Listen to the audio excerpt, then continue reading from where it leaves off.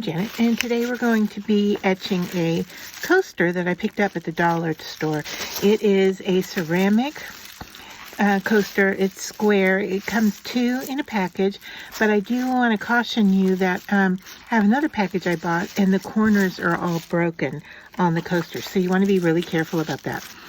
Here is an image that I purchased off of Cricut Design Space, and I am just going to put my transfer tape over the top just to hold everything in place, just to keep it lined up while I peel it off. And now I have cut this piece to be the exact size of the coaster, so 4 by 4, and I'm just gonna center that here and rub it down,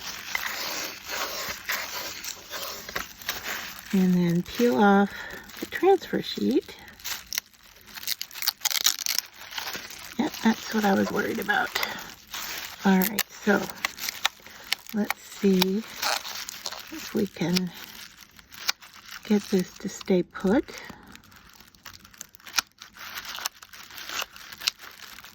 Without too much damage.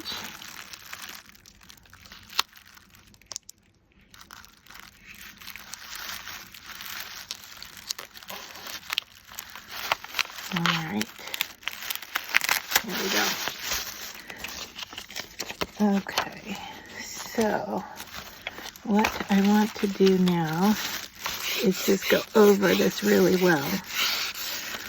Because the surface seems kind of chalky, I'm not sure how it's going to, yeah, it's attaching okay. I just don't know how it's going to etch. But we're going to give it a shot. All right, so I am using Etchall etching cream, and I'm going to pick it up with a tongue depressor, or a popsicle stick, whatever you want to call it. And goodness, there we go. All right, I was having a little trouble with the lid. And I'm working on a plastic bag because on my desk is a glass mat, and this etches glass, and I don't want to etch my glass mat accidentally. So, okay, I'm just going to spread this on here pretty darn thick, and then give it about 15 minutes to etch, and then we'll scrape off the excess and put it back in the jar. Now you'll notice that mine is starting to turn a little bit colored. It starts out with a light yellow color, and over time, as it gets exposed to the air, it darkens up. Now you can go to a complete dark brown color with your Etchall cream, and it will still work. So if you find that yours is changing color, don't worry about that. All right, so now I'm going to set all of this aside while we wait the 15 minutes. All right, so while my timer is set and that etching is off to the side there, I am going to make my own rub and buff. So I have a little container here, and what we're going to use is, I'm using clear shoe cream. And what you want to do is use equal parts of shoe polish and mica powder. And this mica powder I got at the dollar store.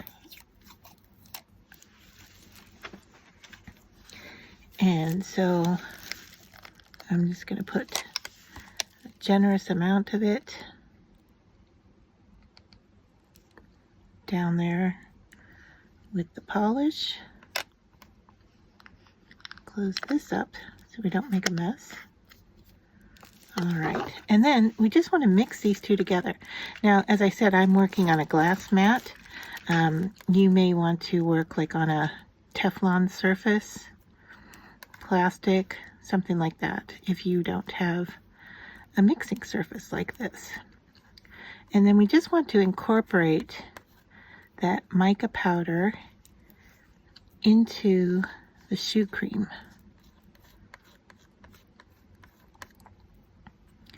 And you can see that's a really nice paste. And this shoe cream that I bought, I grabbed it off of Amazon, and it smells really good. So, all right, a little bit goes a long way. So I'm going to scrape up as much as I can here and put it into my little jar.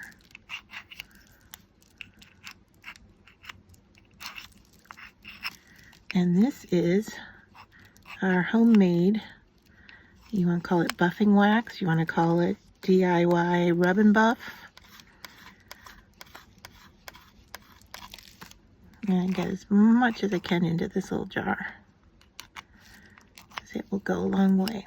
All right, now I'm going to leave what's here on my palette knife because I can use that. And then we just have to wait the 15 minutes for our cream to etch, and then we'll be back. All right, so our 15 minutes has passed, and it looks like the etching cream is soaking into our piece. So what I'm going to do is scrape off what I can and put it back in the jar. It seems to have gotten thicker. I think the liquid has been drawn out of it from the ceramic piece, which is quite interesting. All right, so I've scraped off what I can. All right, and now I am going to wipe this down with a baby wipe.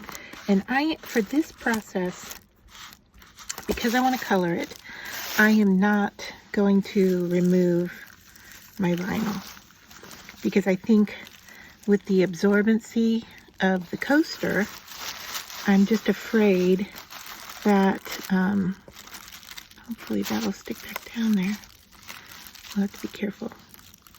Okay. I just think that with the absorbency, that it's going to color the entire coaster. So, all right.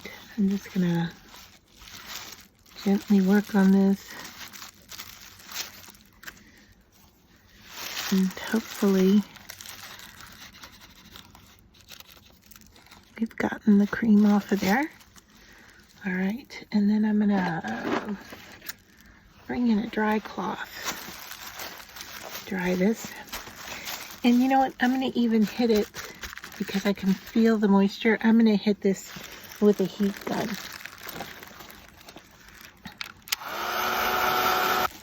All right, so heating that up to help the vinyl stick back down. You have to be careful, you don't want to melt the vinyl, but I can see that the coaster has dried some. So I am going to take our rub and buff and see if we can get this to go in that etched area.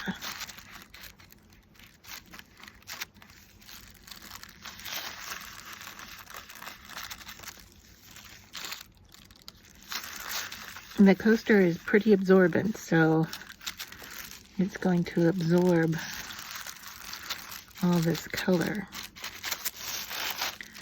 And I have to go into my little jar here and grab some more.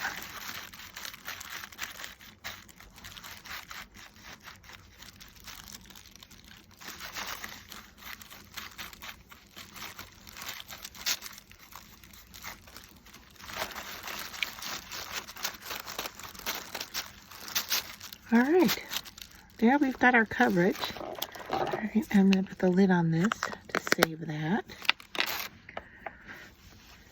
And then with another baby wipe here, I'm just going to gently wipe off. I don't want to wipe too much because I am starting to wipe off my wax. All right, so that was not the smartest. So let's put a little bit more back on there.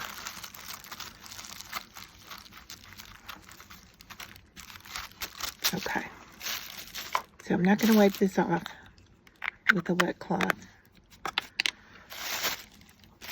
I am going to wipe off my fingers. All right. So now let's lift this up.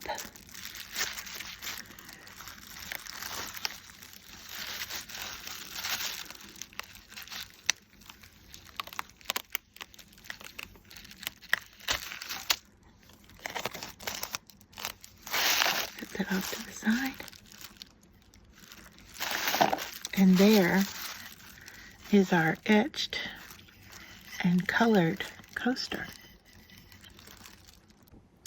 So I want to show you another option. This is the exact same tile that I had colored and then peeled the vinyl off of. And then I decided that what would happen if I smeared the wax all over it?